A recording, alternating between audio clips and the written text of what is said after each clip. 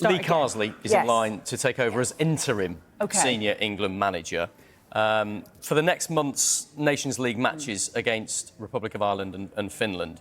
And that really allows the FA to continue what they're doing at the moment, which is a pretty exhaustive process to find a long-term successor to Gareth Southgate. Now, Southgate resigned 3 weeks and 1 day ago. The next England manager has to name a squad for those Nations League games in 3 weeks and 1 day's time. So we're slap bang in the middle here right now. And that isn't an awful lot of time. The FA don't want to rush this process, absolutely. So my understanding is that the FA are minded to give Carsley, who's currently the England under-21s manager, of course, the senior role on a short-term basis so they can continue that period of due diligence, which they're determined to take their time over. No comment at all from the FA. They've made it clear they won't make any comment on this until the process is completed and they've appointed a new boss. But let's just remind you of what the Chief Executive, Mark Bullingham, said last month. He said, our UEFA Nations League campaign starts in September and we have an interim solution in place if it is needed. Already in place. That was pretty clear indication that Lee Carsley was in line to step up on an interim basis if needs be. And they'd already spoken to him about it, I understand. Now, look, I've been told that the FA have yet to speak formally to any of the candidates on their shortlist, or many of the candidates on their shortlist, which I think is another indication of just how deliberate the FA are being here and how they're going to take their time over this one. Yeah.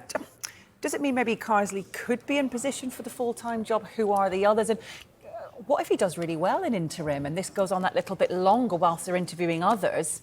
Does that change his position? It does. And look, I think you have to remind people this is the process that Gareth Southgate went through when he was given the senior men's England job.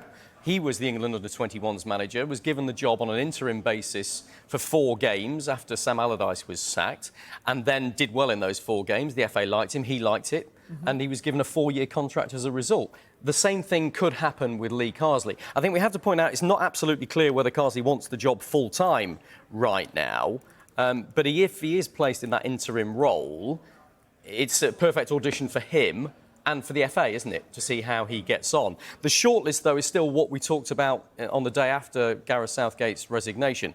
Eddie Howe, Graham Potter, Mauricio Pochettino, Kieran McKenna. They're still on the list alongside Lee Carsley as a potential full-time England manager. And whilst the next England manager doesn't have to be English, that's been made very clear to us, it is thought that Bullingham would prefer a homegrown option. Now, is Lee Carsley homegrown? He was born in Birmingham, but he represented the Republic of Ireland 40 times as a player.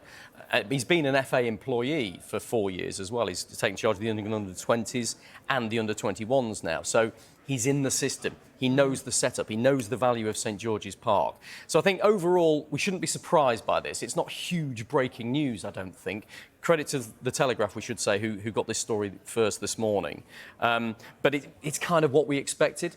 We knew the FA would take their time. We knew they would carry out an exhaustive process. They're going to do thorough due diligence on every single candidate before they make a decision.